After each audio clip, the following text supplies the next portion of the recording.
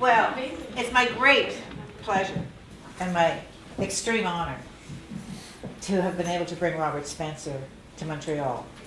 I'm not going to make a big long speech because I think everybody who's here is really, really aware of the work that Robert does. And to me, Jihad Watch, if you only read one thing every day, you read Jihad Watch. This is a learned scholar and unbelievable. His knowledge of the Quran, I know you've all read it. By the time Robert's finished speaking, you're all going to be rushing out to your local mosque and buying one.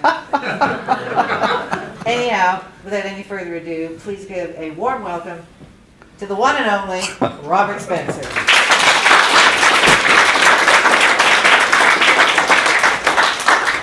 Thank you very much, and thank you so much for coming out to this very secretive meeting. And Another one. it has to be a clandestine secret meeting because, of course, of the way the political winds are blowing and some of the developments that have been taking place recently, particularly in regard to the freedom of speech.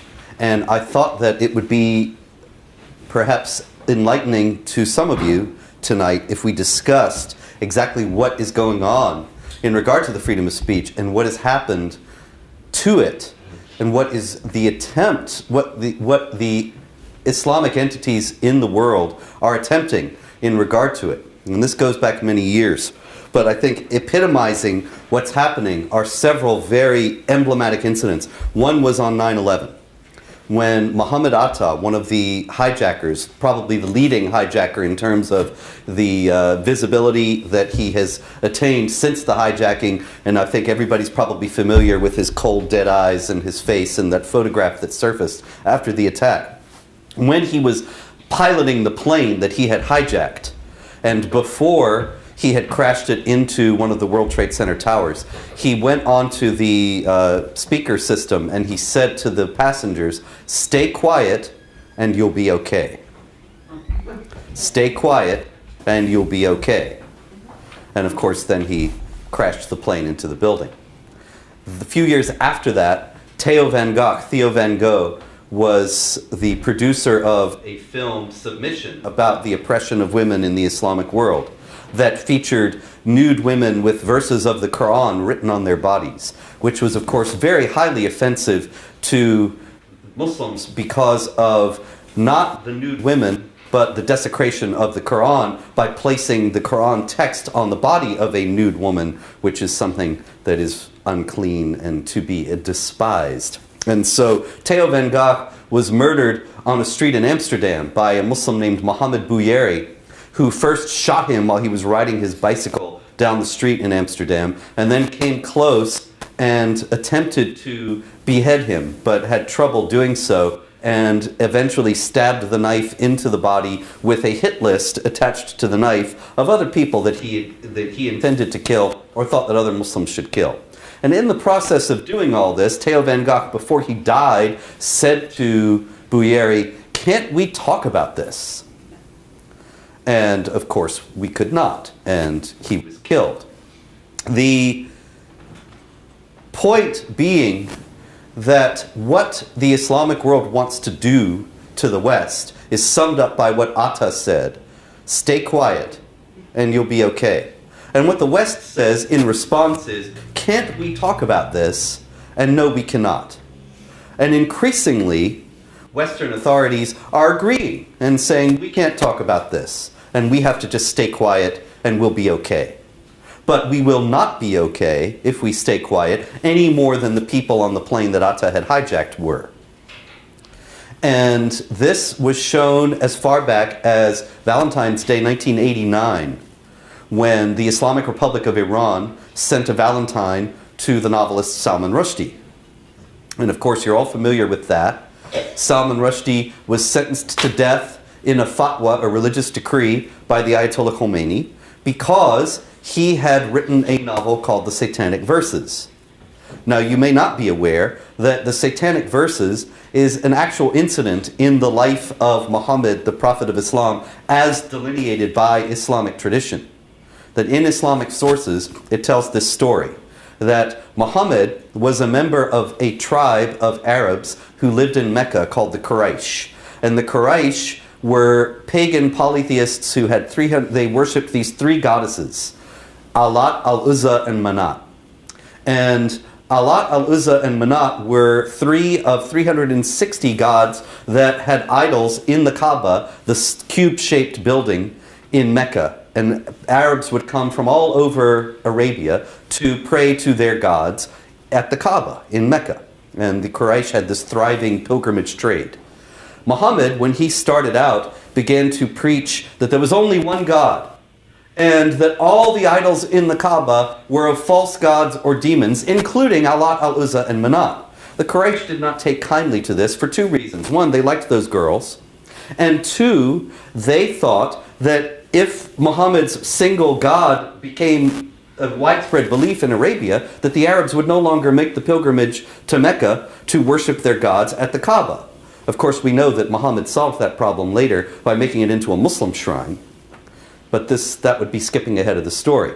Before that, he hit on another solution. And his other solution was he got a revelation, as he often did, at crucial or convenient points in his career. And his revelation was, Allah said to him, "Have you considered Alat, Al-Uzza, and Manat, the goddesses of the Quraysh?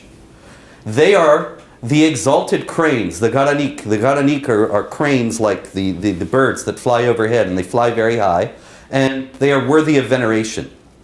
This was in effect saying that they were the daughters of Allah, goddesses indeed, and worthy to be worshipped.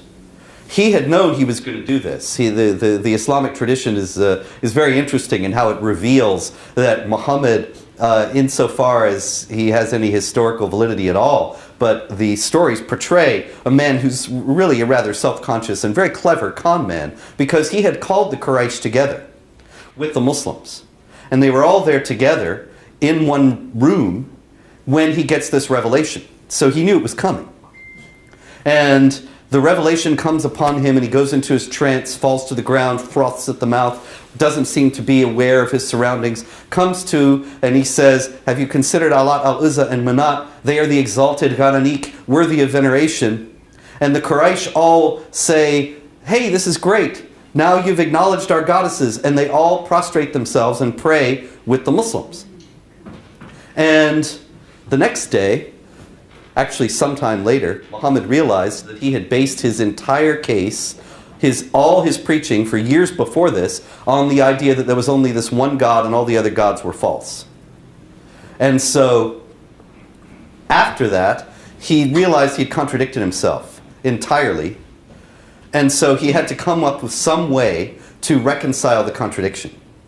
So he said that Satan had actually inspired his revelation that the goddesses of the Quraysh were really goddesses. And he took it all back. And the Quran actually says now that there is no prophet that Satan doesn't interfere with his message.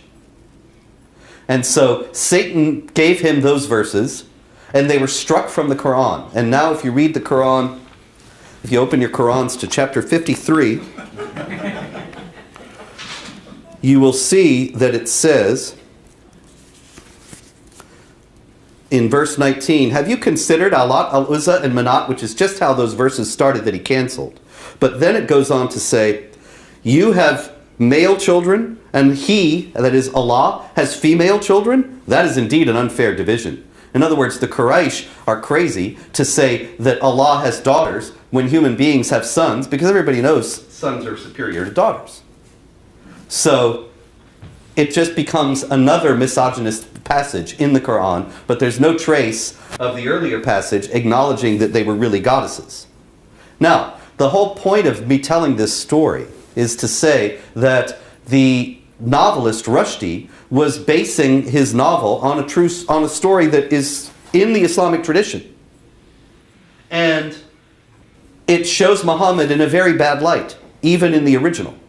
It shows him as acknowledging himself that he was inspired by the devil, which is not the kind of message that Muslims generally want to project about Muhammad.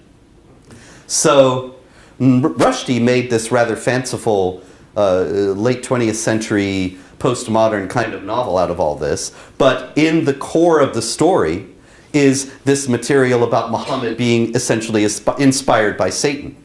So the Ayatollah Khomeini took umbrage and ordered that Rushdie be killed. And of course, in those days, this was the first salvo in what has become a very long war.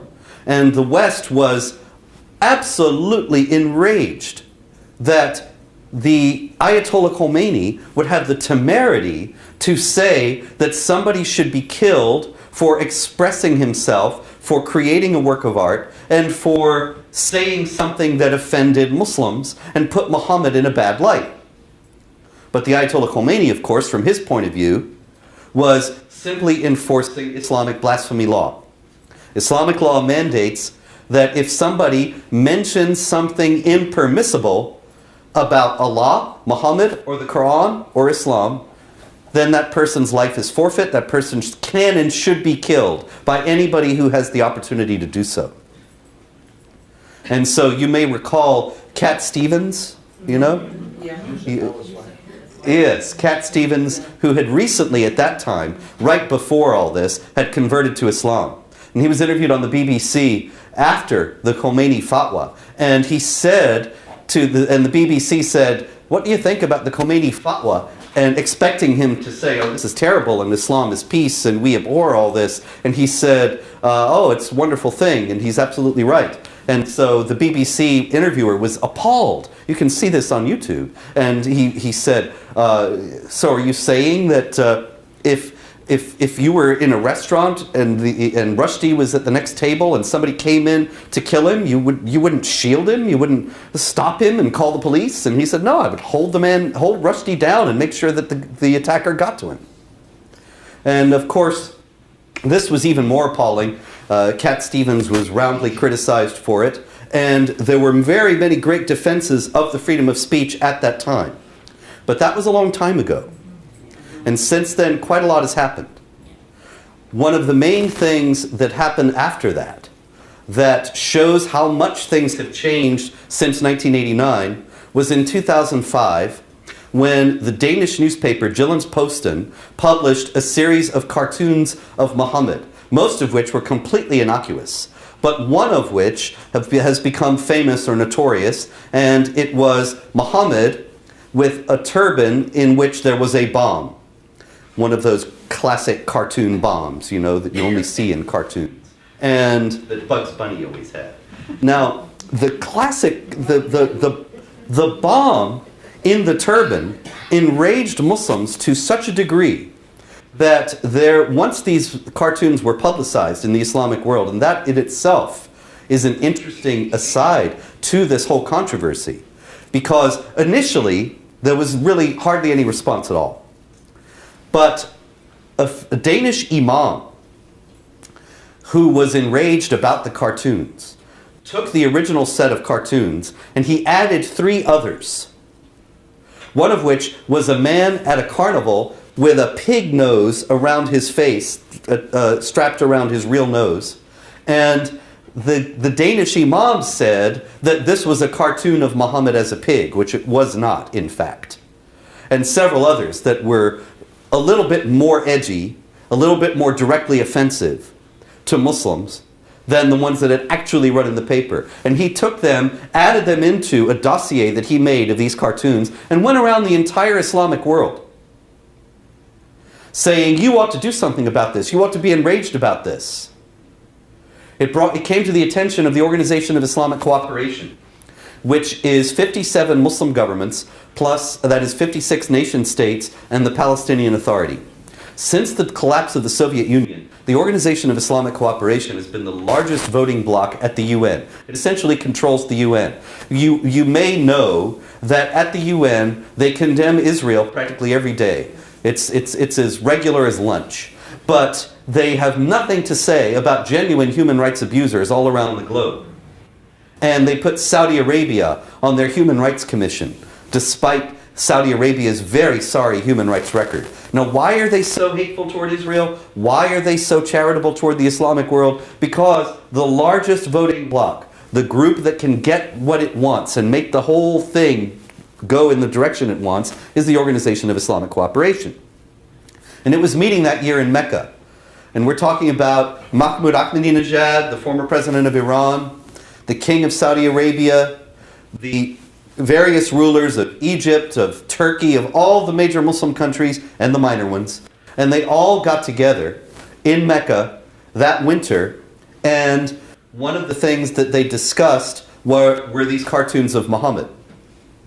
And they decided that the bomb in the turban, plus the fake ones that the Danish imam had added, were so offensive.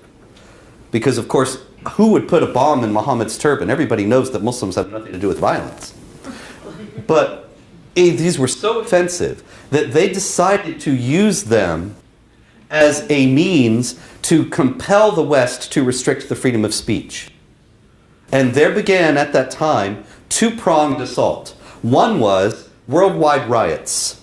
And innocent people were killed because of these cartoons. The Danish embassies were attacked in many Muslim countries. And people were targeted just for being Christians, because the association was, well, see, they're Christians, and so they're with the West, and Denmark's in the West, and the cartoonists were from Denmark, and they're insulting the Prophet, so we'll kill this Egyptian Christian priest, or Turkish Christian, or something.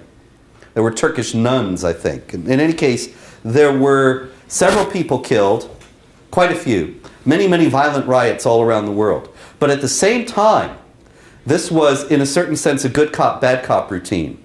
You know, when the bad cop comes in and he says he's going to beat you up unless you give him the information. And then he leaves, and the good cop comes in and he says, you know, he's really out of control. And I got to apologize for my partner. And I'll tell you, I can protect you from him, however, if you just give me just some of the information that you've got. And I'll make sure he goes easy on you. And the guy falls for it and talks. And really, it's all just a choreographed performance. It's the same thing that happened with the cartoons. You had the riots all over. Meanwhile, at the UN, the OIC is saying, you see how you've incited all this hatred. You see how you have incited all this violence. And they put the onus on the West. It was Denmark's fault. It was the West's fault for having the freedom of speech. It was not the fault of the rioters. And since then, in sharp contrast to what happened after the Rushdie Fatwa, it has become taken for granted in the West that if Muslims get mad, it's our fault. If Muslims riot, it's because we did something wrong that we better stop doing. And this has become ingrained. Nowadays, it's taken for granted. But it all began at that time. At that time, the West had a choice. There are publications in every city. There are newspapers, television stations, hundreds, thousands of them probably, all over Canada, the US, Western Europe, Great Britain. And they had a choice at that time. They had a choice to stand up and say, no, if you riot and kill people because of these cartoons, it's your fault. Your reactions are within your own power to control. And nobody else is forcing you to do anything. And if I were to come up to you and say, you know, you're a really terrible person and you disgust me, you could hit me, or you could say, well, you're crazy, I don't even know you. Or you could walk away, or you could laugh, or you could do 100 other things, but it's up to you what you do in the face of any provocation. It's not up to me, no matter what I say or do. And so the West could have reinforced that principle, as it did at the time of the Rushdie Fatwa, by printing the cartoons in every paper in the world, printing the cartoons in solidarity with the Jyllands-Posten, and saying, we believe in the West in genuinely pluralistic societies. What is a pluralistic society? Pluralistic society is one in which people have different views about core principles. And we're never going to agree on those core principles. And so we have two choices. We can try to gain hegemony, one group over the other, or we can put up with each other. And putting up with each other means putting up with things that offend us. Now, Jews and Christians have learned this. This is a foundational principle of Western modern society. And Jews and Christians have learned this very well, and they know that there are going to be people who insult people who Jews and Christians take very seriously and revere, and they do that. That's their business. And we live in this society where we all live together with different points of view in harmony. But the other alternative, of course, is for one group to gain hegemony over the other, to attempt to do so, and that means that the other groups have to bow to its own perspective and accept its perspective as being paramount, which is not a pluralistic society. Once one group's point of view becomes enshrined as the one to which everybody else must bow, well, then you don't have a pluralistic society anymore. Then you have an Islamic society or a Christian society if those are the people in power, or whoever, or a communist society. So what is at stake here is the foundation of what makes Western civilization so great. What makes for people, for the first time in the history of the world really, what makes it possible for people of vastly differing perspectives to be able to live with one another in peace, which is a basic level of mutual respect and no attempt for one group to gain some kind of illegitimate hegemony over the other, which is not to say that there's not always the exchange of ideas and the the marketplace of ideas, which is well named because they are being sold and people are free to buy or not to buy. But when they're not free to buy and not to buy anymore, that's when we're in trouble, and it's no longer a free society. And this is what's at stake here. They could have stood up the newspapers at that time, and every newspaper print the cartoons and said, we put up with insults. The Christians, they had the crucifix in the jar of urine. It got the National Endowment for the Arts grant, and Christians weren't killing anybody about it. They might not have been happy about it, but they didn't kill anybody about it, and they said that it shouldn't have gotten the National Endowment for the Arts grant, but nobody was saying at the time that the thing shouldn't have been made, shouldn't have been shown. That was their business. When, rather, instead, the papers, for the most part, declined to reprint the cartoons, they were essentially surrendering to this initiative. And they were saying, you can get us to do what you want by rioting and killing and threatening us. And that means that we are now a society that is led by the principle of violent intimidation. That if you want to get the West to do what you want, then riot and kill, and then the West will fall into line. And this principle, unfortunately, has been abundantly reinforced since then.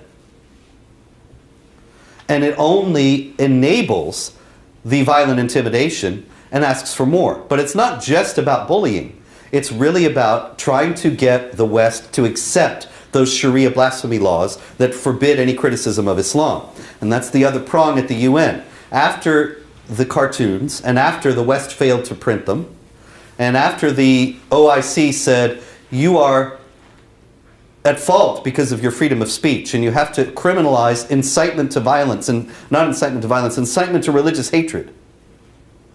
What that means is they want us to criminalize the freedom of speech. They want us to criminalize anything that insults Islam. Incitement to religious hatred is only something that they're worried about when the religious hatred is directed toward Islam and Muslims.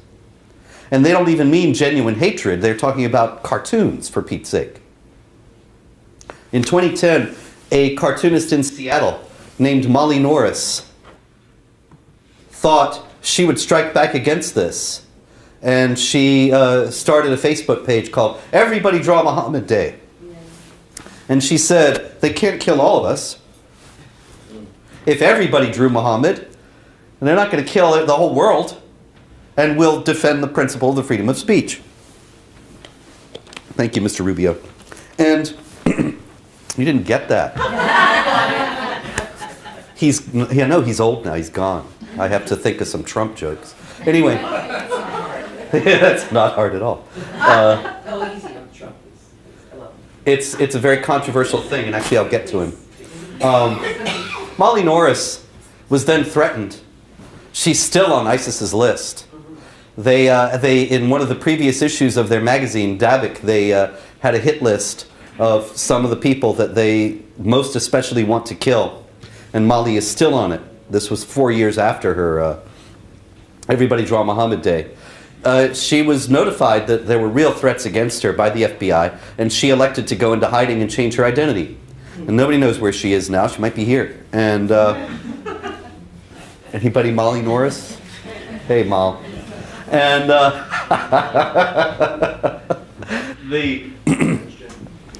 once again, the principle was reinforced that the West is no longer willing, as it was with Rushdie, to stand up for the principle of the freedom of speech. Molly Norris should have been immediately accorded protection by the US government, immediately surrounded by 24-hour protection, and immediately become the hero of the so-called free media, and immediately celebrated in the New York Times and the Washington Post and CNN and everywhere else, and should have been used as a linchpin to explain to people why the freedom of speech is so important, and why, if you give way on it, you're just opening the door to tyranny and destroying a free society. You cannot possibly have a free society without the freedom of speech. If there's one group that can say that you cannot insult us, you cannot say anything that we dislike, well then they are in power. They can do whatever they want, and nobody can stop them. Because what could you possibly say? You say, well, you know, we don't really like what you're doing here. We oppose your views. And they'll say, well, you see, you're inciting to hatred against us. And that's exactly what the Islamic groups have been doing in the US, in Canada, in Western Europe, all for decades now. And they can sign any honest examination of how jihadis use the texts and teachings of Islam to justify violence and hatred and supremacism as hatred, as hate speech.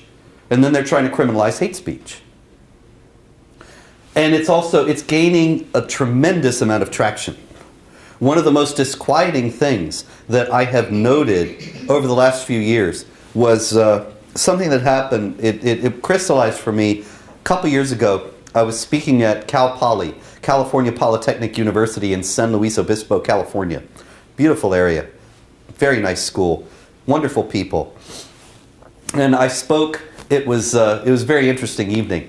There were three tiers of seats in this auditorium. And on the left were leftist non-Muslim students who were extraordinarily hostile. In the center were non-college people, adults from the community who were very supportive and on my side. And on the right were Muslim students who were extraordinarily hostile. And so if I looked to the left or looked to the right, it was very hot. But if I stayed in the center, it was good. And over on the right, actually, there was a young girl who at the end, during the Q&A, she said, I believe in free speech, but I don't believe in hate speech. And hate speech is not free speech. And I've heard that so many times since then. That was the first time I've heard it. Have you ever heard that? Yeah. It's an increasingly common theme. Hate speech is not free speech. And I said to her, well then, what you're saying is that hate speech should be outlawed. Hate speech should not be allowed. Correct? And she said yes. And I expect that the reason why we're having this conversation is because you believe that what I've been giving you over the last 40 minutes is hate speech? Yes. So you think that this whole evening should not have been allowed, I should not have been brought onto campus? Yes.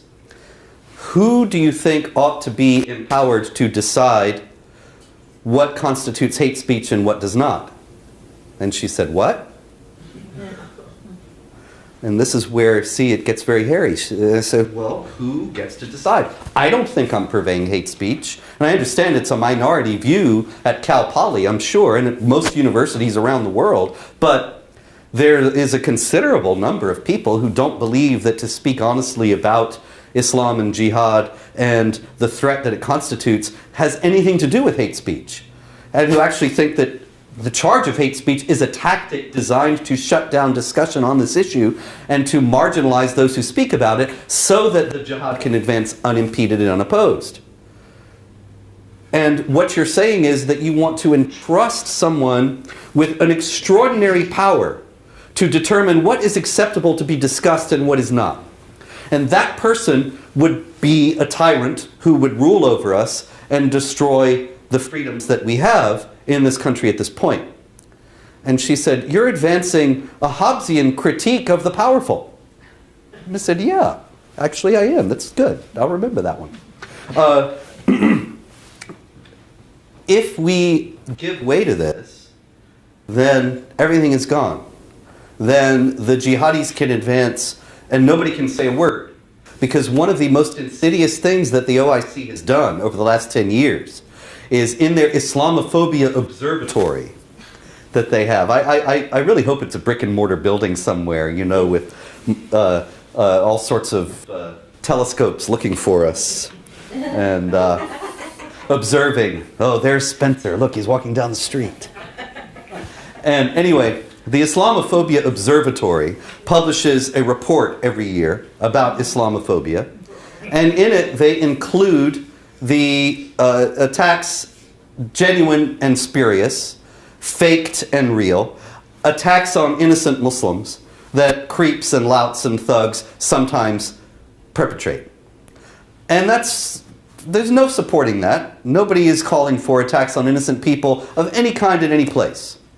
But they conflate those with honest discussion of the motives and the goals of jihad terrorists.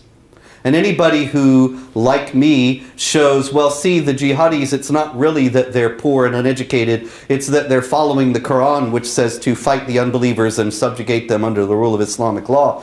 They say that's just as much Islamophobia as some idiot who grabs some lady's hijab and says, get out of our country. And of course, there's really no comparison and no connection whatsoever. But the idea is to advance the proposition that any discussion of the motives and goals of the jihadis is hate and has to be eschewed as a result. And of course, what's the ultimate goal then? If every one of us, everybody who does the job that I do, or something like it, if every one of us is silenced, if incitement to religious hatred, so-called, really becomes a law, and the Obama administration did sign on to a resolution to that effect at the UN. They just have this pesky little problem called the First Amendment that guarantees the freedom of speech, and it makes it more difficult for them to enforce that kind of thing. But if they get their way, if they figure out ways to do it. Hillary Clinton, when she was Secretary of State, she had a 3-day closed-door meeting in Washington with the then Secretary General of the OIC, Ekmeladini Sanolu. And it's never been discussed, never been disclosed what they talked about for 3 days. But it seems likely that they were strategizing about how the freedom of speech could be restricted in the US, even aside from the First Amendment. And I think she gave a hint of that when she said that we have to subject these people, these terrible hate mongers and such, to good old-fashioned peer pressure and shaming. And it's worked very well. You gotta hand it to her. She isn't going to be the next president for nothing. The fact is that there has been a tremendous amount of peer pressure and shaming that has marginalized the whole resistance to jihad and made people think that there's something wrong with talking about these things. I mean, if you go online, which I'm not recommending, and look me up, you'll see that I've done all these terrible things, most of which I didn't even know I'd done. And I'm just a terrible person in every way. And so, coincidentally, is everybody else who talks about these things. And yet, the Council on American Islamic Relations and all their fellow allied groups, the National Council of Canadian Muslims here, never do they show us somebody who opposes jihad terror who they like, who is not a terrible person. The idea is to demonize and marginalize everybody who does this so that there's just nobody doing it. And this is not just also the people who are high profile or relatively high profile. There's a very telling incident that happened a few years ago. There was a plot at Fort Dix, which is in New Jersey, a military base, and there were some Muslims who incidentally were Albanian Muslims, and thus they were white guys. And they were going to go into Fort Dix and kill as many American soldiers as possible before they themselves were killed.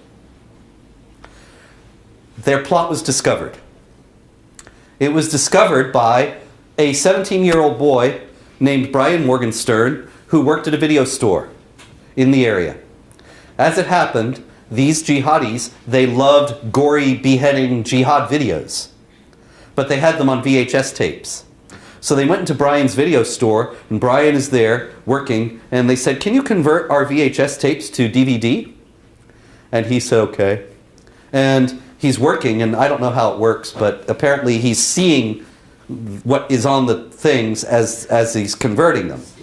And so he sees all these horrible images, and he is alarmed, as he rightly should have been. And he went to his boss, and he said, "Dude, I'm seeing all this crazy shit on these videos.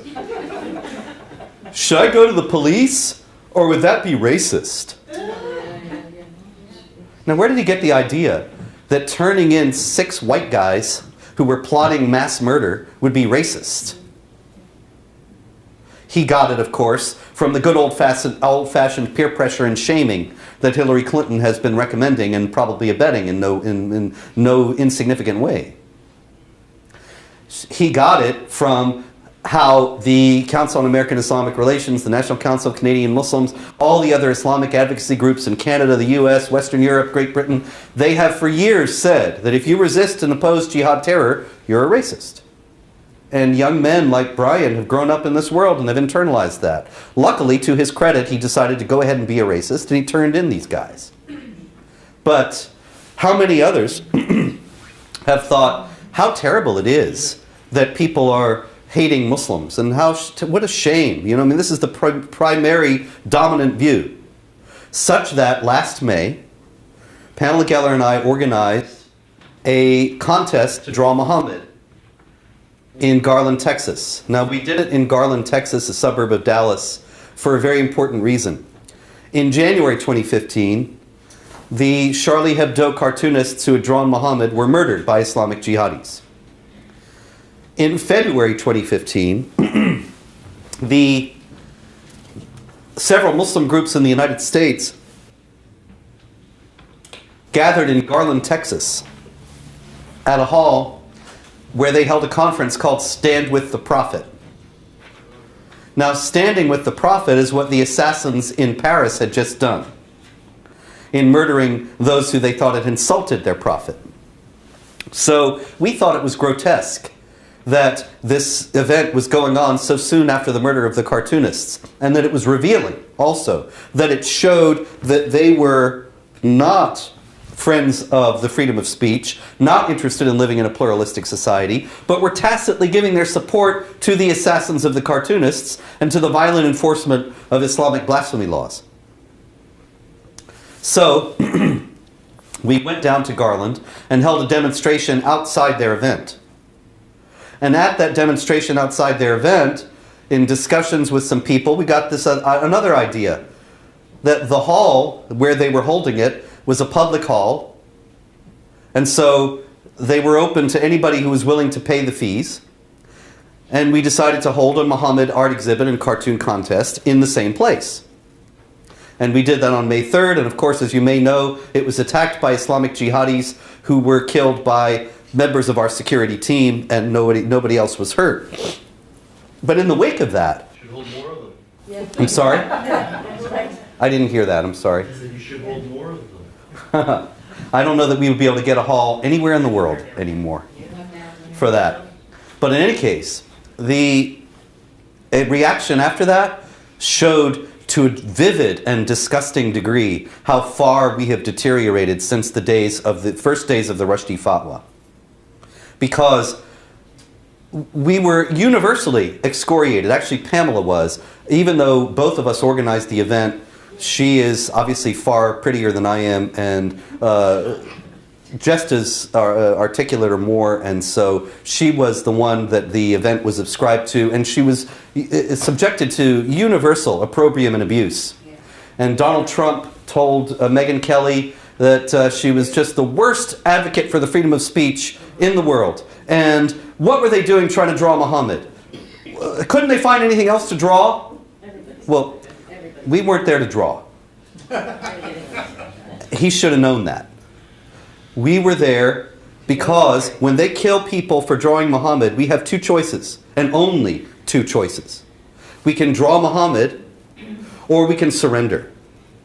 We can draw Muhammad, or we can say, yes, you can kill us, and by killing us, get us to do your bidding, and we will surrender and accept your sensibilities, and we will not draw Muhammad. Those are only two choices. Either stand and do what they don't like, and the American authorities, the American government should have been protecting us because they should have recognized the principle at stake, or surrender and say, yes, you're going to kill us if we draw Muhammad? Okay, we won't draw Muhammad. That's it. There's no other choice. So Donald Trump indicated in that he didn't understand about the threat to the freedom of speech, the gravity of the threat, the importance of the freedom of speech itself, and how vital it was to defend it on particularly these grounds. And so it wasn't just him, though. I'm not picking on him in particular, although he's eminently pickable. The whole intelligentsia of the Western world seems to have lost this understanding, and to be willing to surrender on this point. And it is now government policy at the highest levels in the United States, in Canada, in Great Britain, to consider any exploration of the Quran, of Muhammad's life, of Islamic doctrine, as regards to terrorism, as being something hateful and a manifestation of racism and bigotry to be stamped out. And even to be considered to be on a par with Islamic terrorism itself, and an equal threat. And you will find it's not hard to find at all studies which say we have to fight against all forms of extremism. Anti-Muslim hate, which means criticism of Islam in regard to how it incites violence in a genuine way, and Islamic, well, they don't call it that, of course, violent extremism, which means Islamic terror. And so, at this point, this is the struggle that is going to come to a head. And it's going to come to a head one way or the other. At a certain point, there are going to be people in the West who are going to understand the importance of the freedom of speech for a free society and defend it, or we're going to surrender and become essentially Sharia tyrannies. But they are going to keep pressing until they absolutely put forward all of Islamic law. And they're not going to stop trying to compel us and intimidate us into accepting it all. And so at a certain point, authorities in the West are going to have to draw the line and say no more. But nobody seems willing to do that at that point. And on that very happy note, I will stop, because that is actually at the situation as it stands now, and we can take any questions you may have. Thank you very much. Thank you.